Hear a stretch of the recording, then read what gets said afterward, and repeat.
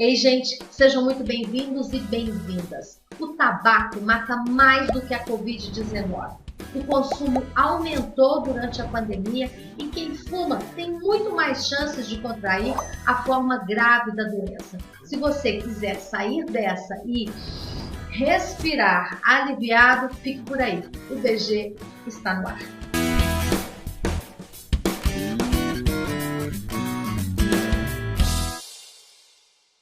Quem não fuma está se prevenindo de pelo menos 50 doenças, 12 tipos de câncer, impotência, infertilidade, AVC e vários outros tipos de problemas. De acordo com a OMS, o tabaco mata mais de 8 milhões de pessoas por ano. E o curioso é que, quanto mais baixa a renda, mais se fuma. E se a gente fizer uma conta rápida, o prejuízo não é só para a saúde, é para o bolso também. Dia 29 de agosto é o dia de combate ao tabagismo. E é triste a gente ter que dar a notícia de que o consumo de cigarro aumentou na pandemia. Será por quê? Vamos saber? Quem vai nos responder são as convidadas de hoje. Eu converso com a doutora Patrícia Lages, que é cardiologista e especialista em tabagismo, e a Larissa Gomes, que é psicóloga e especialista em vícios. Sejam muito bem-vindas.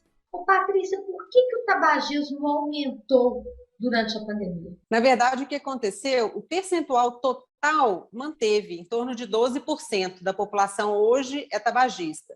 O que aconteceu foi que o número de cigarros na população de que já fuma aumentou bastante.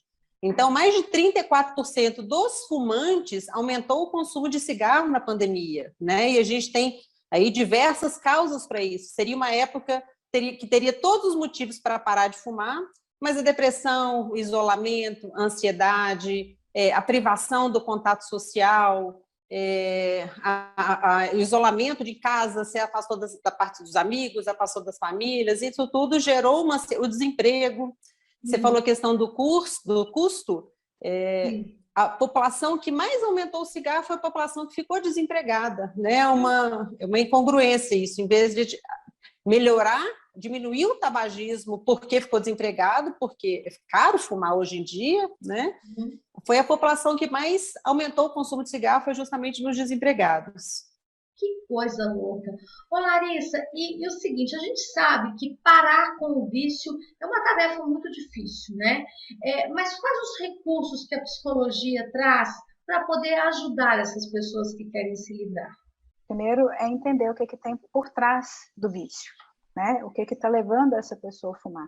Então, por exemplo, a gente está falando aqui da pandemia, como a doutora Patrícia falou, um aumento muito grande de casos de transtornos psiquiátricos, né? Transtornos psíquicos, né? Ansiedade, depressões, fobias, transtornos obsessivos compulsivos, essas questões todas podem levar ao tabagismo, o tabagismo sendo utilizado como uma forma de amenizar um pouco os sintomas desses transtornos, né? E a pandemia, com o isolamento, com a perda de emprego, a gente fala, mesmo uma incongruência, né? É tão caro. As políticas públicas tornaram fumar caro justamente tentando diminuir o tabagismo como um incentivo a não fumar, né? Mas se ele começou com uma população, uma classe alta, fumando por etnia e status, era liberdade, aquela coisa toda que era lá quando o cigarro surgiu, agora ele está associado a essas pessoas que têm um maior sofrimento, inclusive biopsicossocial, as pessoas que estão passando por mais dificuldades, que têm maior chance de desenvolver esses hábitos, tentando utilizá-los para aliviar os sintomas desse sofrimento, né? E a psicologia entra nisso aí, na dependência psíquica do cigarro, tentando ajudar cada um o que está fazendo com que ele procure o cigarro como um apoio, como um suporte. A doutora Patrícia citou aí o quanto aumentou o consumo do cigarro, do tabaco, né? E a gente tem um exemplo aqui, que é do Henrique Marques. Sou tabagista há 6 anos e aumentei muito o meu consumo de tabaco no começo da pandemia. Antes da pandemia eu fumava um cigarro de palha, muito conhecido aqui em Minas, e depois da pandemia eu fui para o cigarro branco e foi aumentando cada vez mais até eu chegar em uma época de mais estresse, Covid estava pegando, eu cheguei a fumar um maço de cigarro por dia, agora eu diminuí, consegui ter essa capacidade de diminuição, né? Eu percebi que estava exagerando, que era um exagero, não que seja bom fumar, mas era um exagero. Diminuí agora para uns 10, 11 cigarros por dia, ainda quero diminuir mais, voltar para o cigarro de palha, que também ajuda, e é isso. No tratamento do vício do tabaco, o cigarro de palha pode ser menos danoso, doutora Patrícia? Não, isso é uma ingenuidade, na verdade, da população. A indústria tabagística é uma indústria extremamente poderosa.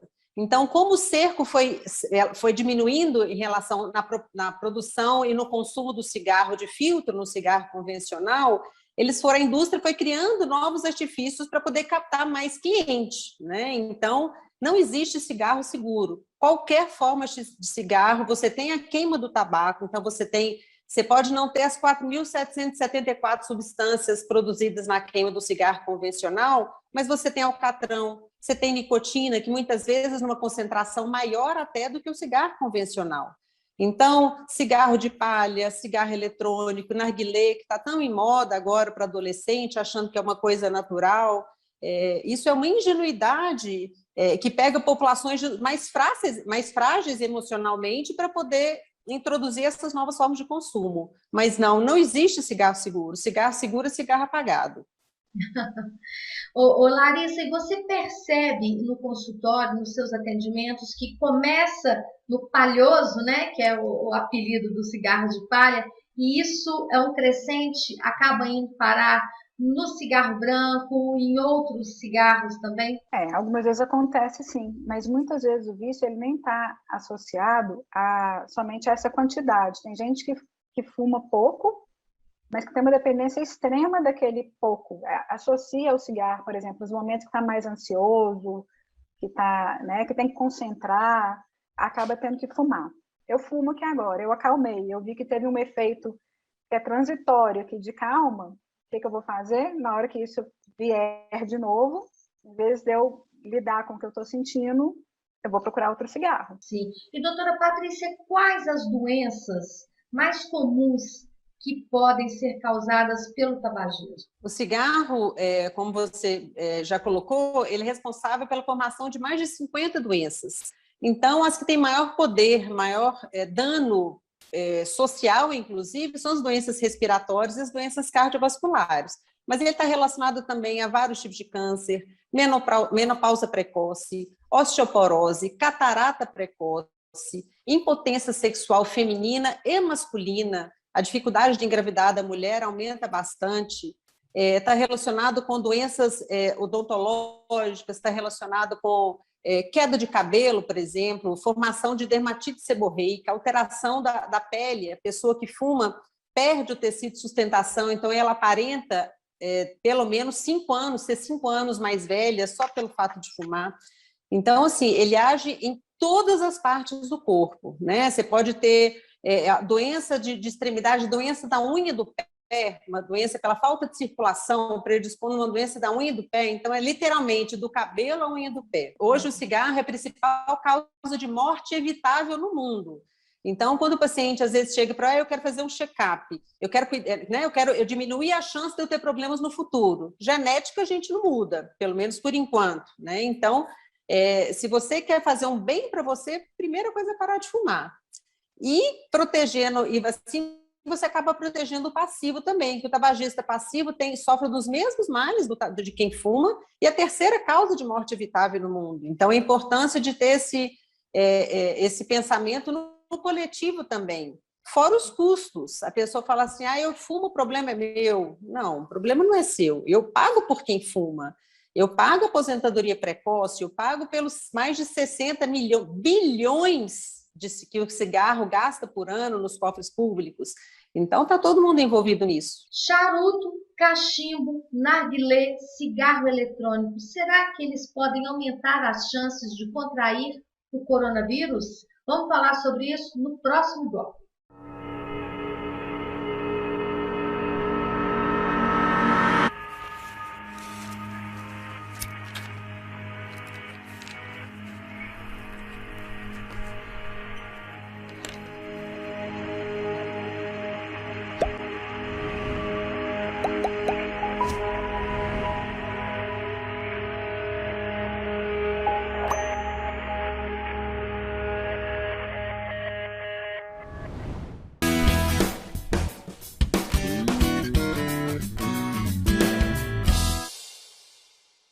O tabagismo aumentou durante a pandemia e ele mata mais do que a Covid-19.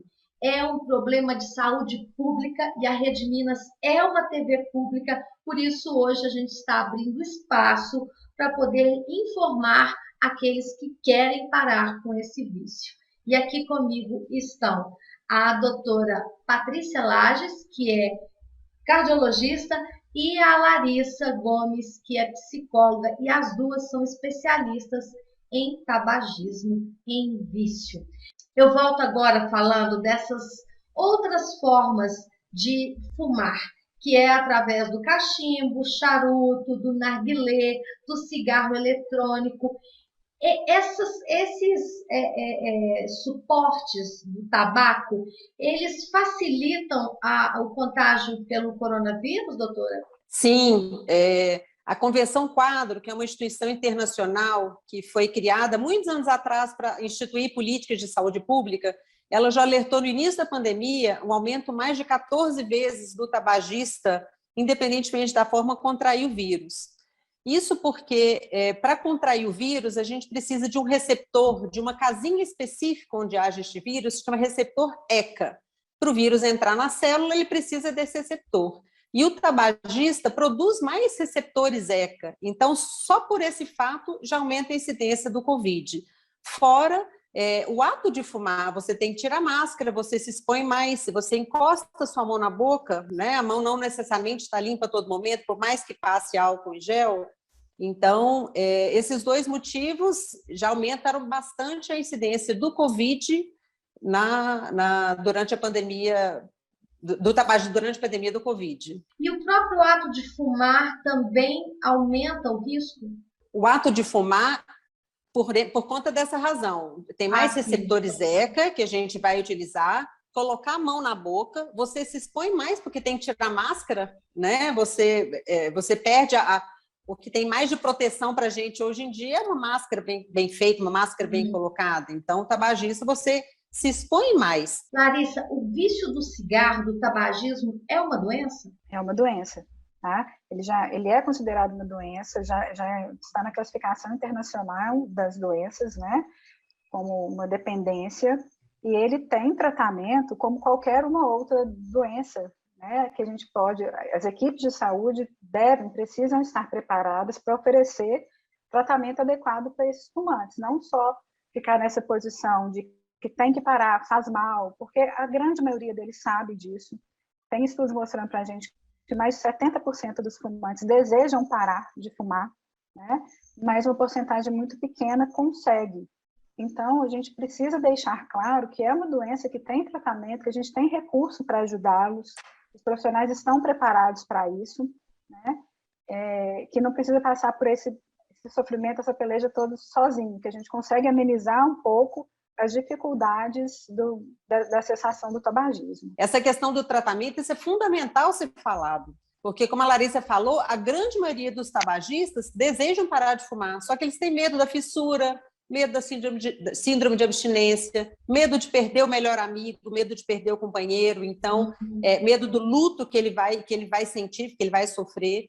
Mas é importante colocar isso. O benefício, duas coisas importantes. O benefício de parar de fumar é muito a curto prazo. Você não espera anos para ver o benefício. Em dias você já vê um bom resultado. E o mais importante é que tem tratamento, né? Então, antes, quando um tabagista de grande dependência, ele quer parar de fumar, sem remédio, 3% consegue. Com remédio, isso ultrapassa 60%. Né? Então, é importante. E muitos desses tratamentos têm no sistema de saúde pública. Tem grupos de apoio, não só de apoio psicológico, mas de apoio medicamentoso mesmo. É muito mais fácil do que se imagina. Isso é o que eu acho que tem que ficar... todo mundo que fala, nossa, se eu soubesse que era isso, todo mundo eu trato com tabagismo há 19 anos. Todo mundo fala, nossa, se eu soubesse que era esse o tratamento, eu teria feito antes. Mas é por falta de conhecimento mesmo que existe essa possibilidade. E para ajudar vocês duas nesse trabalho, que tem que ser um trabalho conjunto, a gente chamou o doutor Bruno Brandão, ele é psiquiatra, e ele vai dar algumas dicas de tratamento. O tabagismo é algo sempre muito relevante. Se a gente pegar, por exemplo, o ano de 2019, o número de mortes associado ao consumo do tabaco foi praticamente o dobro do número de mortes devido ao Covid-19, né, essa pandemia que nós estamos vivendo.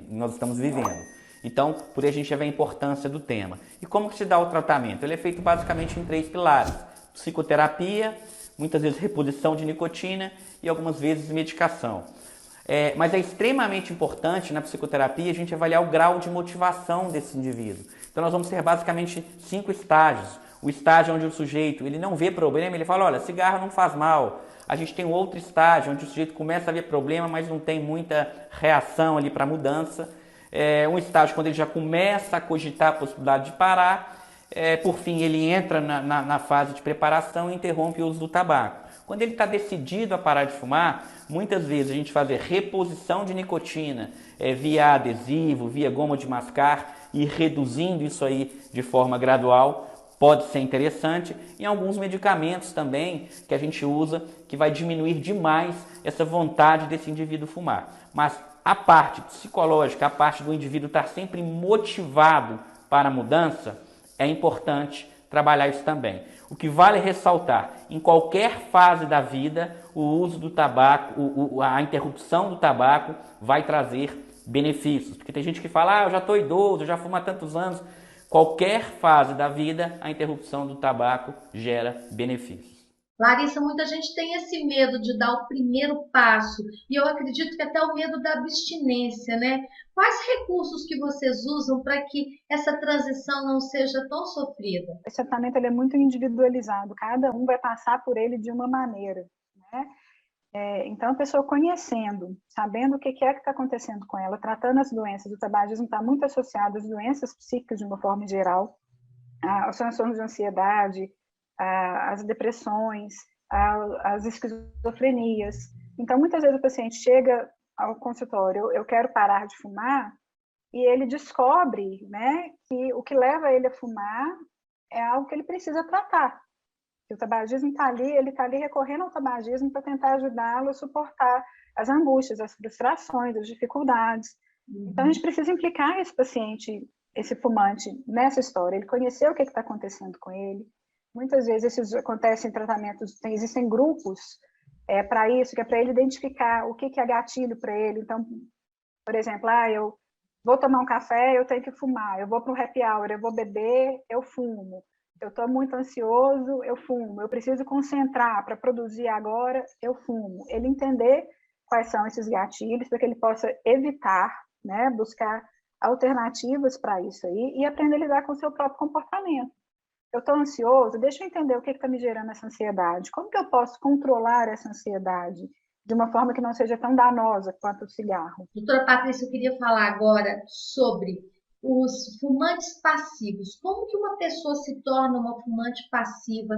E aí ela acaba se tornando também um pouco que codependente? Você pode muitas vezes não ser você não gera dependência, mas você pega todos os malefícios do cigarro, os mesmos malefícios. Sendo que o cigarro de filtro, quem fuma ainda tem existe um leve filtro, muito leve, mas existe. E o passivo não tem esse filtro, né? Já que ele expõe direto à poluição tabagística ambiental.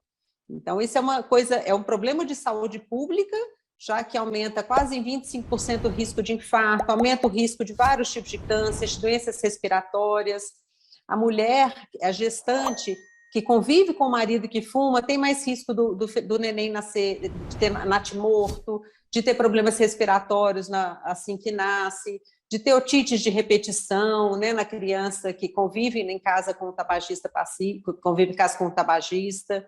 Então, é um problema de saúde pública, sem dúvida nenhuma. Gente, nós estamos chegando ao final do programa, tem muita coisa ainda para a gente falar, só que eu gostaria que vocês resumissem em um conselho para quem está querendo parar de fumar. O que vocês diriam? E para as pessoas que estão em torno, como que a gente pode ajudar? O primeiro conselho é saber que tem ajuda, que existe uma medicina para isso, existe uma associação de psicólogos que trabalham com isso também, e que, para quem convive com o tabagismo, oferecer apoio, sem apontar muito o dedo, sem recriminar, mas apoiar, oferecer ajuda. Isso mesmo, a informação, é a base de tudo, né? Busque informação sobre o tabagismo, sobre os programas que existem para a cessação do tabagismo, esclareça as dúvidas, procure os profissionais, né?